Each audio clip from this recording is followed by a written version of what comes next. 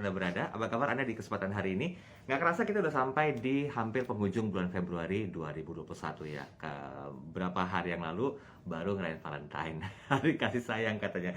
Tapi bukan berarti Valentine atau kasih sayang itu hanya kepada orang-orang tertentu dan hari serta tanggal tertentu saja. Semoga walaupun Jakarta diguyur hujan, ini merupakan momentum yang pas buat Anda, buat saya, dan seluruh tim yang ada di ID Score memberikan satu kasih sayang berupa edukasi. Nah, faktanya banyak orang atau pemimpin perusahaan atau para brand yang merasa pandemi COVID-19 itu merupakan satu hal yang menakutkan ya. Tapi ada sisi lain yang benar-benar bisa dijadikan sebagai suatu acuan bahwa pandemi COVID-19 justru menantang kita untuk menjadi yang lebih baik. Nah, pada kesempatan pagi hari ini, saya Daryl Adam akan berbincang bersama dengan seorang Strategic Management Office Manager dari Pevindo Biro Kredit ID Score. Beliau ini ekspertis tentang bagaimana caranya menyusun strategi perusahaan bertahan di masa pandemi. Nah, faktanya sendiri, banyak perusahaan yang mulai bertahan walaupun cash flow-nya itu tidak terlalu bagus seperti yang sebelum pandemi terjadi. Nah, tentunya ini terkait dengan sebuah strategi yang diterapkan oleh pimpinan from top to bottom tentang apa sih yang harus dilakukan. Nah, makanya hari ini kita akan coba sedikit belajar tipis-tipis sebetulnya tentang strategi-strategi yang bisa dilakukan. Walaupun nanti bentuk adaptasinya itu berbeda gitu ya ketika aktualisasi pelaksanaan di lapangan. Karena secara gender dari perusahaan sendiri sudah berbeda. Ada yang mungkin B2C strateginya lain, ada yang B2B juga strateginya lain, ada yang perusahaan keluarga atau family business juga itu strateginya lain. Tapi di bidang keuangan saya yakin satu konsep yang sama, strategi juga akan dilakukan oleh para pemimpin perusahaan. Nah, faktanya pandemi COVID-19 membuat banyak sekali perusahaan itu mungkin gulung tikar, adanya karyawan yang dirumahkan, bahkan mungkin juga tidak lagi membuka banyak cabang. Saya nggak perlu sebut kira-kira apa saja yang mungkin menjadi konsumsi publik di media massa seperti media televisi dan juga pemberitaan lainnya. Contohnya, walaupun saya nggak sebut brand, mudah-mudahan Anda tahu ya apa yang saya maksudkan. Satu gerai terbesar di Jakarta, makanan fast food, itu sempat kolaps, bahkan sekarang sudah tidak lagi membuka cabangnya di sebuah pusat kota Jakarta. Kalau kabarnya cash flow-nya terganggu hanya gara-gara pandemi COVID-19. Nah, mungkin banyak orang yang merasa, wah ini gimana ya caranya manajer keuangannya itu mengatur perputaran uangnya. Dan apa sih sebetulnya perannya dari pimpinan perusahaan? Kok bisa kolaps seperti itu? Nah, itu satu contohnya saja. Nah, kita akan coba belajar lebih jauh sambil saya menantikan koneksi langsung dengan Pak David Leonard Bukit. Beliau adalah Strategic Management Office Manager Pevindo Biro Kredit ID Score. Nah, bagi Anda, Bu Magdalena Putri, selamat pagi, hadir katanya. Sehat-sehat ya Bu Magda ya. Saya mau menyapa dulu yang baru bergabung. Ini ada siapa nih? Mas Hafid Wahyu. Selamat pagi Mas Hafid. Kemudian ada siapa lagi? Oh, Mbak Jazadin. Pagi Mbak, sehat semuanya. Dan buat Anda Sobat ID Score yang baru bergabung yang mau info bahwa bincang santai ini akan terus dilakukan setiap 2 minggu dari jam 9 pagi. Paling plus minusnya sampai dengan jam 10 pagi ya. Kita akan memberikan banyak sekali edukasi yang berhubungan dengan keuangan. Syukur-syukur ini masih terkaitnya erat dengan bagaimana Anda mendapatkan satu kelayakan yang berhubungan dengan pemberian atau pinjaman kredit Anda. Nah, kita sudah terkoneksi langsung bersama dengan ekspertisnya tentang orang yang ahli menyusun strategi perusahaan bertahan di masa pandemi. Pak David Leonard Bukit, selamat pagi. Selamat pagi Pak Daryl, apa suara Gimana? saya bisa terdengar? Kabarnya sehat ya? Ya, sehat Pak Daryl, gimana kabarnya Pak Daryl? Sehat Pak David. Pak David mohon izin ya, saya menggunakan masker ya, nggak apa-apa ya. Semoga terdengar jelas suaranya ya Pak David ya. Ya Oke, Pak, silakan Pak. Di awal tadi saya mengatakan Pak David bahwa pandemi COVID-19 ini sebetulnya hal yang seru-seru panas sih ya. Jadi ada beberapa orang yang mungkin merasa, wah ini bencana banget. Emang faktanya seperti itu gitu loh. Perusahaan banyak yang kolaps. Kemudian juga secara bisnis ini tidak begitu menjaminkan keberlangsungannya, eksistensinya. Secara pribadi kita lihat banyak korban berjatuhan karena pandemi COVID-19 ini. Tapi di sisi lain ada banyak hal yang sepertinya itu mampu menjadi sebuah ceruk tersendiri gitu loh. Ada loh banyak perusahaan yang masih bertahan nih Pak David. Betul ya? Ya betul Pak Daryl. Oke, nah Maaf, sedikit Pak saya David. bisa dengar? Kenapa? Sorry?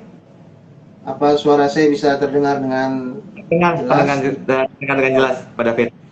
Oke, Baik. Pak David, saya mau tahu langsung secara perspektifnya Pak David, bagaimana sebetulnya strategi yang mungkin dilakukan sehingga alhamdulillah puji syukur sampai dengan saat ini ID Score tuh masih bertahan gitu loh, masih bisa eksis, masih bisa membuat satu jangkauan tangan kepada seluruh pelanggan-pelanggannya atau pecinta atau sobat ID Score yang ada. Apa sih sebetulnya yang dilakukan sama ID Score? Strateginya seperti apa kira-kira Pak David? Oh, baik. Baik, Pak Daryl. Selamat pagi para pemirsa ID Score yang kami hormati. Pada saat ini, terima kasih Pak Daryl. Saya diberikan kesempatan untuk bincang santai hari ini. Dan terkait dengan tema kita ya, menyusun strategi bertahan di masa pandemi. Nah, berdasarkan pertanyaan Pak Daryl tadi, sebenarnya apa sih yang ID Score lakukan gitu ya di tengah pandemi ini? Tentunya berbicara strategi, kita berbicara tidak pada 1 tahun saja. Jadi ID Score ini dibangun dari sejak saya hadir di perusahaan ini, itu dengan waktu yang cukup lama ya Pak Daryl. Jadi setiap tahun Pevindo Biro Kredit ID Score ini terus melakukan pengembangan-pengembangan internal yang tentunya setiap pengembangan itu mengacu pada upaya untuk memenuhi ekspektasi para customer ya. Jadi kita tidak hanya sekedar merasa diri kayaknya menurut kami ini yang perlu dikembangkan, nggak bisa ya Pak Daryl. Jadi yang kami lakukan menurut customer apa yang sekiranya perlu untuk kami kembangkan sehingga mampu menjawab ekspektasi dan tuntutan-tuntutan customer. Sehingga proses bertahannya ID Score di masa pandemi ini tidak lepas dari sejarah perkembangan tahun-tahun sebelumnya.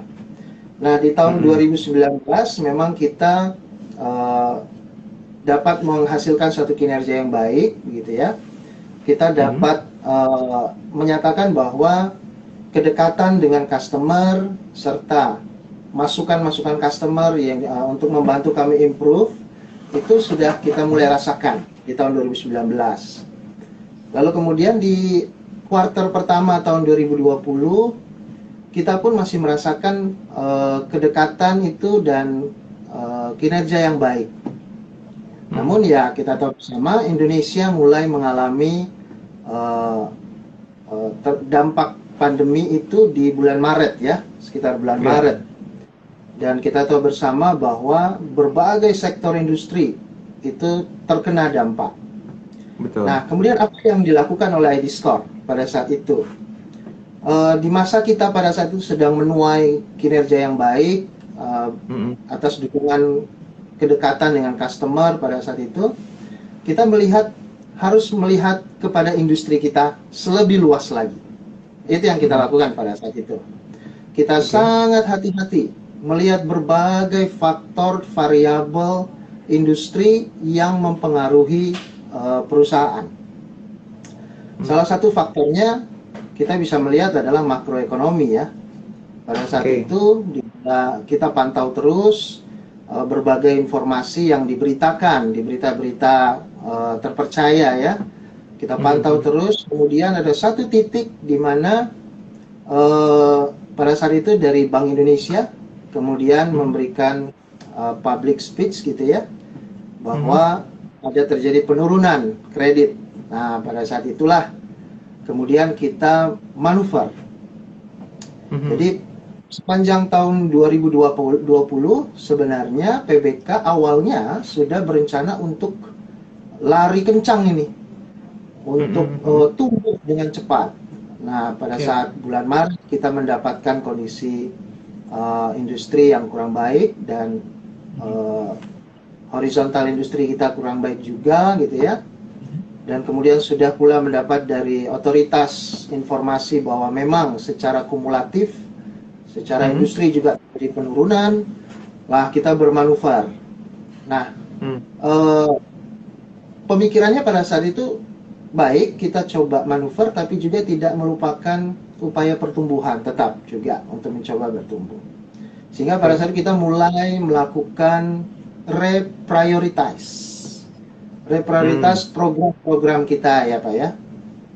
Nah, karena mana yang bisa kita hold dulu di tahun 2020, mana yang kemudian memang sifatnya urgensinya tinggi sekali yang memang perlu kita laksanakan. Di satu sisi secara paralel Pak Daryl, kita juga melakukan negosiasi-negosiasi dengan vendor ya, dengan vendor-vendor existing kita tentang termin pembayaran, tentang bonus-bonus atau mungkin negosiasi diskon dan lain sebagainya ya. Termasuk dengan vendor utama kita dari core system, kita melakukan negosiasi-negosiasi. Nah, di satu sisi kita mengidentifikasi kembali improvement apa yang mungkin bisa dibilang low capex ya, low opex gitu ya, expense-nya rendah, namun dapat memberikan impact yang besar bagi member, juga dapat memberikan solusi-solusi bagi kebutuhan kemajuan internal kita. Nah, memang di situ teman-teman di seluruh jajaran PBK mendapat tantangan ya, Pak Daryl, untuk berpikir bahwa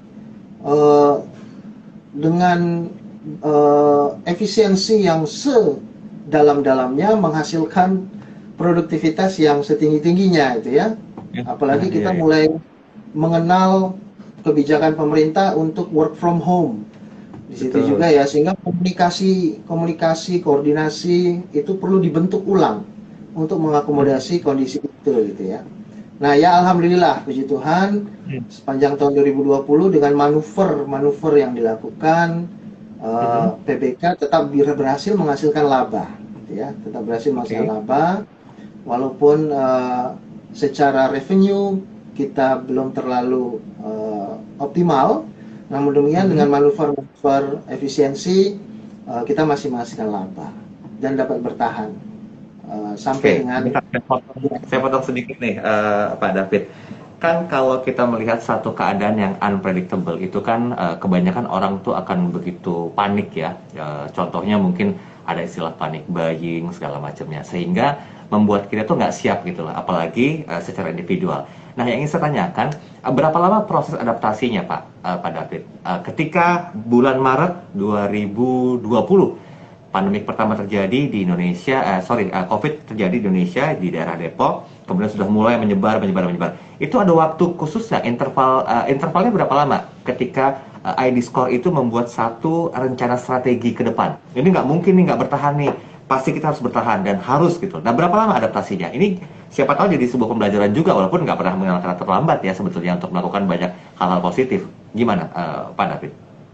Ya baik Pak Daryl. Nah, ada keuntungan secara organisasi ya dari ID Score. Mungkin para pemirsa belum tentu memiliki keuntungan itu ya. Jadi Sobat ID Score barangkali punya karakteristik, menghadapi karakteristik organisasi yang berbeda. Namun untuk ID Score sendiri itu kita memiliki organisasi yang tidak terlalu gemuk ya Pak Daryl, tidak terlalu gemuk, dengan jumlah karyawan yang masih ramping lah dalam konteks organisasi, sehingga dari sisi adaptasinya kita masih bisa dibilang cukup cepat ya Pak Daryl. Pada saat bulan Mei kita menerima informasi terkait dengan industri yang sudah mulai turun. Kemudian gerakan pertama adalah benar-benar mengikuti kebijakan-kebijakan pemerintah terkait penanggulangan COVID ya. Kita ikuti peraturannya. Satu sisi secara paralel kita juga bergerak melakukan revisi terhadap rencana kerja tahunan kita. Nah, di situ melihat kembali hal-hal yang bisa kita jalankan di tahun 2020. Nah, kemudian mengkomunikasikan itu dari sisi anggaran gitu ya, dari sisi proyek-proyek. Nah, kita mengkomunikasikan itu dengan cukup cepat ya Pak Daryl, karena memang mungkin kita slim gitu ya, organisasi kita slim, sehingga cepat sekali ditanggapi oleh teman-teman di ID Score. Nah, mungkin sobat Ediscore yang lain punya pengalaman yang berbeda nih Pak Daryl. Barangkali seperti organisasinya yang sudah besar ya, mungkin butuh waktu yang lebih lama dan itu logis sebenarnya. Itu konsekuensi logis yang harus dihadapi oleh perusahaan yang memang sudah sangat besar gitu ya. Karena komunikasinya itu membutuhkan waktu. Sedangkan di Ediscore sendiri kita dapat cepat berkomunikasi sehingga adaptasi ini cukup cepat kita jalankan Pak Daryl. Sekitar bulan April, bulan Mei kita sudah beradaptasi dan sudah menghasilkan rencana kerja tahunan yang baru ya pada saat itu.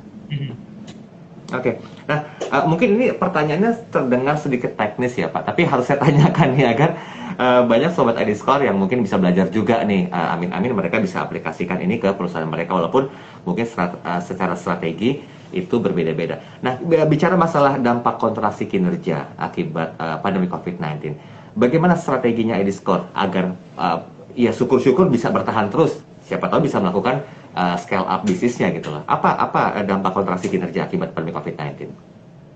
Oke, baik Pak Daryl. Jadi sebagaimana kita punya mimpi ya untuk menjadi perusahaan yang berstandar internasional nih Pak Daryl. Sehingga kita mencoba membangun pendekatan-pendekatan dan metodologi-metodologi yang memang dipakai dan berhasil secara internasional, global company gitu ya yang menggunakan. Dan terkait dengan bagaimana menyusun itu di masa pandemi ini, menyusun strategi di masa pandemi, kita pun masih menggunakan kaedah-kaedah seperti itu ya. Tidak lantas istilahnya apa ya, kita kebakaran jenggot kemudian ambil langkah potong pakai jalur yang lain, enggak ya. Jadi kita tetap menggunakan kaedah-kaedah yang best practice dan pada saat itu kita dengan hati-hati kembali mengidentifikasi mungkin secara garis besar mungkin sobat Ediscore yang terbiasa dengan dunia strategis memahami konteks istilah atau terminologi analisis internal dan eksternal ya. Jadi kita kembali melakukan kajian terhadap internal kita, apa yang menjadi kelemahan kita gitu ya, apa yang menjadi kekuatan kita kembali kaji. Nah, khususnya yang lebih sensitif adalah terkait dengan peluang dan ancaman. Nah, ini menjadi satu perhatian besar pada saat kita mencoba menelurkan strateginya. Nah, faktor-faktor makro ternyata pada saat pandemi itu sangat berkorelasi kuat dengan kinerja di PBK juga. Mungkin teman-teman sobat Ediscore terbiasa dengan SWOT analysis ya, di dalamnya kita mulai dengan metodologi PEST gitu ya, political, economical, kemudian social dan technological gitu ya. Nah, secara makro sendiri kami mengidentifikasi bahwa pertumbuhan ekonomi PDB itu sangat berkorelasi. Nah, karena tadi Pak Daryl mengatakan agak sedikit teknis, maka saya bisa sampaikan teknisnya juga. Jadi pada saat itu yang dipakai, kami mencoba menggabungkan statistik ya, metode statistik, causality, untuk melihat bagaimana tren yang paling dominan mempengaruhi kinerja di Ediscore ya. Nah, pada saat itu kita temukan beberapa variabel-variabel, lalu kita mengambil variabel itu sebagai asumsi kita untuk menelurkan strategi di masa pandemi ya, Pak Daryl. Nah, kemudian tidak lupa kita kemudian berdiskusi ya dengan direksi untuk mendapatkan arahan-arahan besaran gitu ya, sehingga dari skema proses itu menelurkan sasaran-sasaran yang jelas bagi Ediscore untuk melewati masa pandemi ini. Beberapa sasaran yang mungkin bisa saya sampaikan seperti misalnya kita betul-betul memperhatikan keterkinian data kita ya, tetap menjaga keterkinian data kita. Jadi hal-hal inisiatif-inisiatif sepanjang masa pandemi itu tidak bisa lepas dari improvement untuk keterkinian data kita. Termasuk juga kita mencoba untuk tetap kompetitif dari ragam produk kita, sehingga kita terus menjalankan, terus menemukan produk-produk baru, menelurkan produk-produk baru. Tidak lepas juga kita menjaga availability system nih, Pak Daryl, karena kebayang ya kalau produknya banyak, datanya bagus, ternyata sistemnya drop gitu ya, jadi nggak bisa diakses. Nah, itu berbahaya juga bagi kita untuk melayani member. Jadi kita melihat itu hal yang tetap krusial yang harus dijaga. Dan yang lain adalah yang ternyata tidak kalah penting, dan saya mendapat artikel yang menarik dari salah satu institusi di Amerika Serikat, bahwa secara global perusahaan-perusahaan itu beramai-ramai mulai sekitar 60% resource-nya dialihkan kepada upaya-upaya marketing dan sales ya. Jadi bagaimana menciptakan inovasi, kreativitas agar dapat mendeliver produk yang diterima dengan kondisi pandemi saat ini. Kita tahu kondisi pandemi itu perusahaan klien kita pun, customer kita pun kan kena ya Pak Daryl, sehingga kemampuan keuangan mereka pun mungkin barangkali terpengaruh ya. Nah, itu yang kita harus pertimbangkan dalam mendesain, mengemas sales kita, mengemas marketing kita di masa pandemi ini. Jadi sedikit banyak tentang itu strategi kita Pak Daryl. Ya, sorry saya potong Pak David. Ini berarti sebetulnya kalau strateginya udah dibuat, itu kan depends on market ya, tetap harus ke sana kan arahnya gitu ya. Berapa lama kira-kira atau seberapa sering tim strategis dari ID Score melakukan quick adjustment? Yang intinya adalah ada perubahan ya, kita harus adjust juga, harus adaptasi juga dengan cepat. Itu berapa lama proses monitoringnya? Per 2 minggu kah, per bulan kah, atau bagaimana? Baik, jadi Pak Daryl, dalam hal strategi ini, kita memang perlu mengelompokkan nih. Ada strategi productivity gitu ya. Ada strategi kita bicara operational excellence kita gitu ya. Oke. Nah, terkait dengan productivity kita berhubungan sekali dengan member ya. Karena pengaruh member terhadap kita itu sebagai pengguna produk kan besar sekali. Nah, sebenarnya operational excellence sangat bergantung dengan anggaran yang kita miliki gitu ya, untuk menjaga operasional kita tetap prima dan kompetitif gitu ya. Nah, sehingga manuver ini, kedua hal ini punya manuver yang berbeda nih Pak Daryl. Untuk operational excellence, kita kemudian mencoba seluruh core basic harus dijaga excellence gitu ya.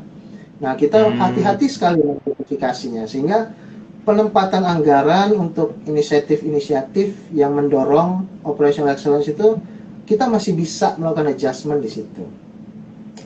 Melakukan penundaan atau melakukan negosiasi dengan vendor, itu yang kita coba lakukan ya Pak Daryl.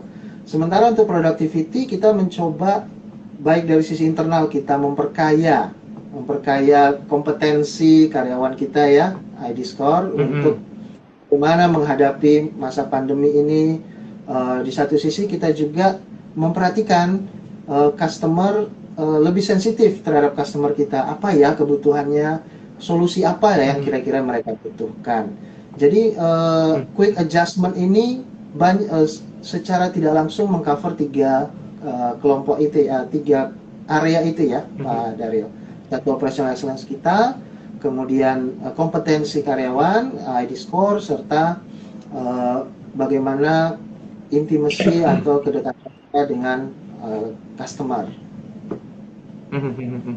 Oke, Pak David, kan ini kan kalau bicara masalah strategi, kan banyak divisi-divisi di ID Score. Ada nggak satu pembagian konsep yang sepertinya itu masing-masing, box per box gitu? Dalam artinya begini, kalau untuk divisi yang ini, dia punya key performance indicator-nya harus seperti ini. Divisi yang ini, KPI-nya juga seperti ini. Itu dilakukan nggak kira-kira? Mengingat pandemi COVID-19 ini juga masih menjadi sebuah momok tersendiri ya terhadap ketakutan dari sebuah aspek bisnis kehidupan di Indonesia. Melakukan KPI per divisi atau gimana?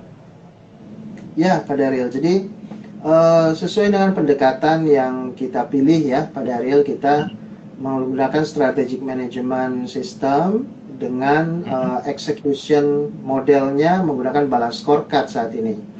Sehingga memang berdasarkan metodologi itu eh, kita mencoba mendevelop terlebih dahulu payung kinerjanya secara korporat bisa dibilang ya. Nah, payung inilah yang kemudian dengan tools yang kita bangun gitu ya, tentunya juga dengan mekanisme diskusi dan review, itu diturunkan ke masing-masing divisi. Nah, jadi pada saat divisi menerima payung arahan strategis dari korporat, nah divisi kemudian mengelaborasi ya Pak Daryl, bagi divisinya kontribusi apa, scope of work apa yang melekat ke arahan strategis yang disampaikan. Nah, dari situlah kemudian sasaran-sasaran di level divisi itu kemudian terbangun ya Pak. Penting sekali kita membangun sasaran dulu nih Pak Daryl. Karena kadang kalau kita kebalik ya, kita berpikir key indikator terlebih dahulu tanpa tahu sasaran, mungkin akan sulit nanti ya. Ini sebenarnya sudah tercapai nggak sih strategisnya gitu ya. Sehingga pada saat sasaran sudah terbentuk, barulah kita mengidentifikasi suksesnya itu kalau apa gitu ya. Sasaran ini sukses kalau angka apa yang tercapai gitu ya. Nah, jadi betul Pak Daryl, jadi divisi juga sudah membangun kerangka desain gitu ya, sukses untuk menghadapi pandemi ini, dan itu melekat embedded gitu ya dengan sasaran yang dimiliki oleh korporat. Sehingga manuver adjustment-nya pun jika korporat berubah, otomatis poin-poin perubahan di level korporat itu dapat diidentifikasi divisi mana yang akan terpengaruh gitu ya, sehingga lebih mudah bagi kita untuk melakukan manuver gitu kira-kira Pak Daryl. Oke, baik. Ini ada beberapa pertanyaan, kita boleh bahas singkat ya Pak David ya. Nah, ini yang pertama dari Ibu Jazadin. Saya mau tanya Pak David, jadi belajar dari ID Score, hal utama apa sih yang seharusnya perusahaan siapkan saat menghadapi masa-masa sulit seperti pandemi ini? Nah, apa kira-kira hal-hal yang seharusnya perusahaan siapkan? Tapi ini hal yang paling utama banget, itu apa kira-kira? Kalau mungkin boleh belajar dari ID Score aja. Baik, hal yang paling utama ya Pak Daryl, memang kalau saya bisa bilang mungkin tidak ada generalisir ya untuk tiap perusahaan di mana Sobat ID Score bekerja saat ini. Jadi memang agak sulit menggeneralisir hal apa yang perlu disiapkan. Tapi bagi ID Score sendiri pada saat itu adalah kita sangat concern dengan cash flow kita ya Pak Daryl. Sehingga yang pertama sekali adalah yang perlu disiapkan adalah perencanaan bagaimana mengelola expense kita, perencanaan pengelolaan expense yang baik, apa istilahnya, proyek-proyek mana yang memang perlu dijalankan, itu persiapan itu harus dilakukan, sehingga kita tidak kecolongan nih Pak Daryl, bahwa kita seru-seruan gitu ya untuk improve, tiba-tiba gitu ya ternyata cash flow kita mampet gitu ya, sehingga boro-boro kita mau improve ya, bayar gaji aja mungkin repot jadinya gitu ya, malah ujung-ujungnya terancam PHK lagi. Nah, ini kan berbahaya.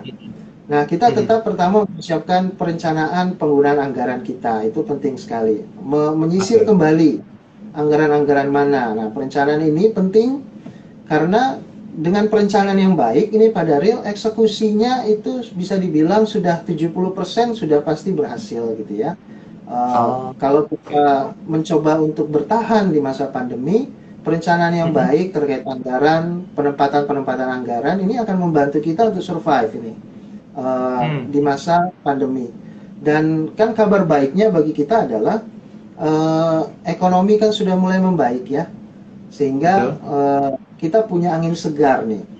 Tetapi tetap hati-hati untuk melihat pos-pos anggaran, pengeluaran-pengeluaran mana yang rutin, yang harus kita jaga gitu ya, core, untuk menjaga juga stabilitas operasional di perusahaan, dan mana pos-pos yang oh yang ini kita bisa tunda terlebih dahulu. Nah itu harus penting Oke. dipersiapkan di masa Oke, pandemi. berarti ini sebetulnya apa namanya secara manajerial juga harus bisa profesional ya pada akhirnya dalam menentukan banyak tindakan gitu ya untuk menentukan pos-posnya tadi. Oke, baik. Oh Satu ya, lagi ini ya, pertanyaan yang masuk dari Florencia Arum. Apakah ada tips khusus Pak David bagi perusahaan secara umum supaya tetap survive di kondisi pandemi saat ini? Tips khususnya dari perspektif seorang Pak David itu seperti apa? oh tips khusus ya supaya survive ya. Ya. Berarti kalau tips khusus ini Pak Daryl boleh ya pengalaman sendiri dong berarti bisa ya karena kalau Poin khusus itu krusial agak yang kita susah angkat. ya karena kalau khusus kan berarti bukan general ya. Jadi Ya, betul. mudah-mudahan untuk sobat ID Score bisa cocok gitu ya. Nah, Mhm. kalau tips khusus dari saya adalah pertama adalah mentalitas dari karyawannya perlu dijaga bahwa Hmm. kondisi ini kita harus terima gitu ya Mhm. sehingga bukan satu kondisi yang disengaja gitu tapi Mhm. kita harus mentalitas kita sebagai karyawan harus terima oh ya kondisinya seperti ini barangkali ya sobat ID Score ada yang mungkin tahun ini nggak dapat bonus gitu ya atau Mhm. kenaikan gajinya ditunda gitu ya ya kita harus bisa melihat bahwa itu memang kita sesuatu yang kita harus hadapi. Nah, Ya. menerima kondisi ini membantu kita untuk naik kepada tingkat kesadaran bahwa eh, kita kita di dalam sebuah perusahaan gitu ya, pada Real dan Sobat Ediskor, Mhm. perusahaan itu milik kita gitu.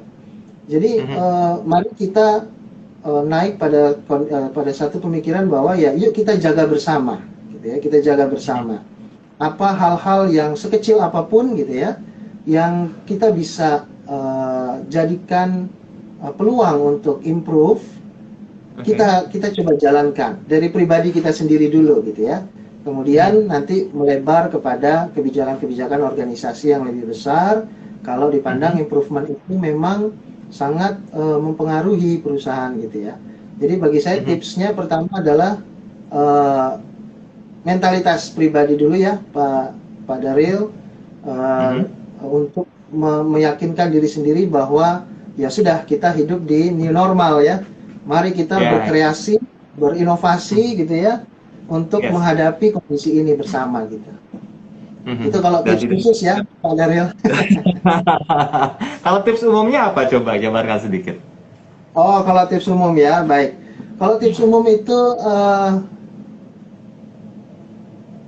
karena semua industri bukan semua ya sebagian besar Mhm. ya padahal industri mengalami penurunan ya.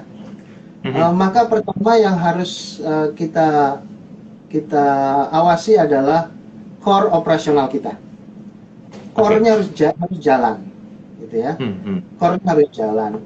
Sedikit banyak ada masalah, saya pikir dunia usaha bisa mentolerir itu ya, bisa Betul, memberikan setuju. toleransi karena memang seluruh berbagai dunia usaha sedang mengalami kendala.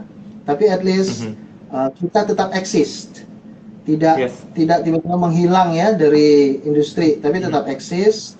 kemudian setelah core-nya baik kita jaga yang kedua adalah value di dalam perusahaan jadi personel di dalam perusahaan itu dijaga dengan baik Mhm. mungkin Sobat Ediscore bisa berkreasi ya di masa pandemi ini untuk membangun environment perusahaan yang menyenangkan ya bekerja Mhm. dengan menyenangkan gitu ya sehingga segala kesulitan kita hadapi bersama dengan suasana yang gembira.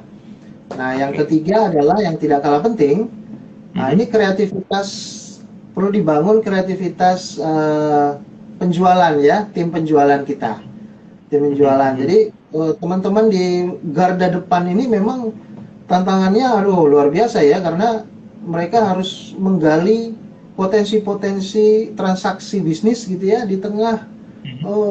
berbagai tekanan ekonomi seperti ini. Nah itu Ya. kita perlu membangun atau menambah gitu ya knowledge Mhm. dari kompetensi dari teman-teman garda depan nih.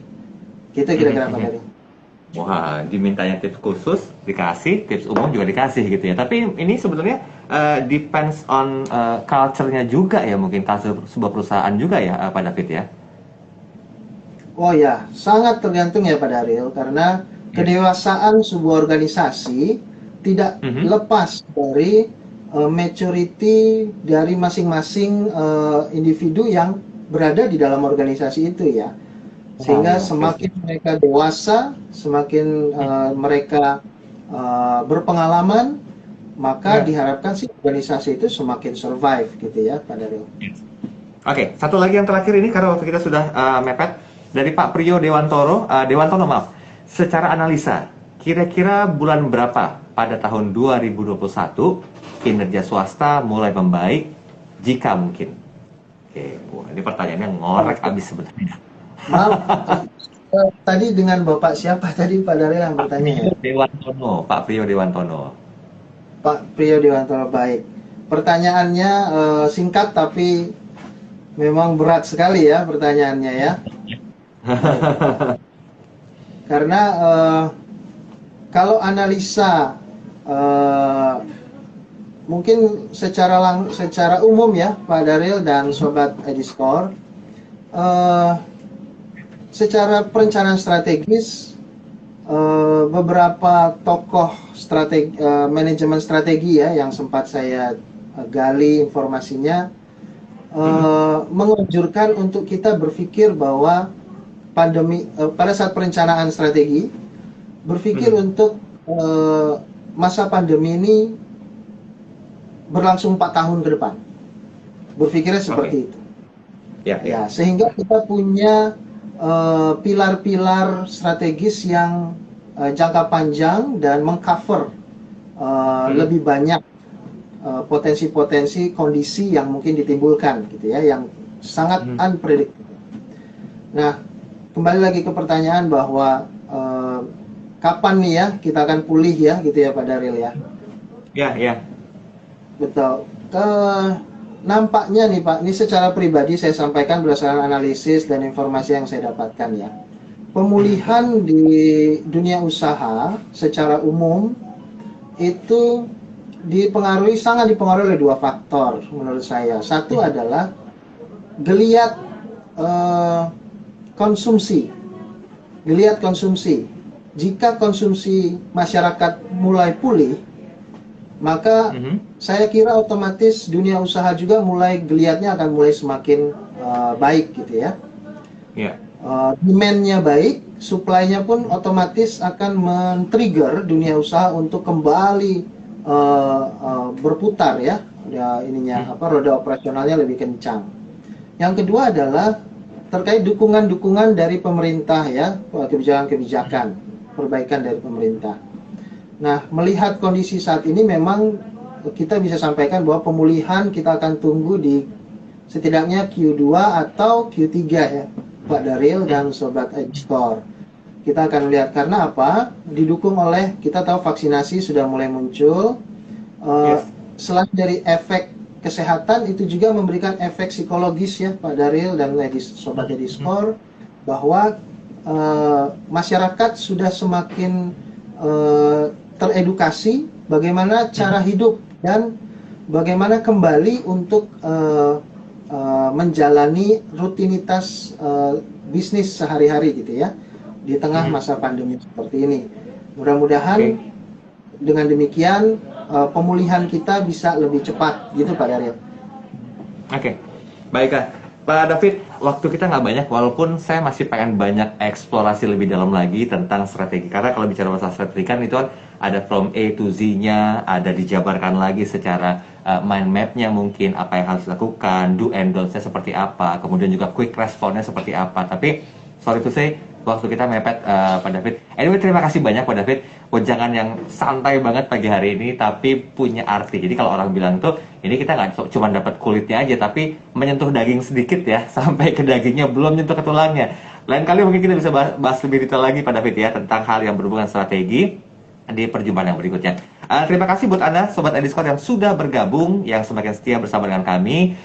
Doakan kami semuanya sehat-sehat di sini, dan kami pun mendoakan Anda semoga semakin sehat, semakin pulih kalau misalnya Anda sekarang sedang kurang fit karena cuacanya sedang tidak mendukung. Dan jangan lupa Anda bisa terus follow dan juga ikuti perkembangan-perkembangan informasi serta edukasi yang diberikan oleh iDiscord lewat beberapa akun seperti Instagram. Silakan di-follow di Facebook, Twitter, dan soon akan ada kanal YouTube-nya dan di LinkedIn-nya juga. Dan jangan lupa ada banyak kuis-kuis yang bisa Anda ikuti di seluruh platform dari iDiscord. Dan juga Pak David, terima kasih banyak waktunya. Ya, Kami sama-sama, Pak.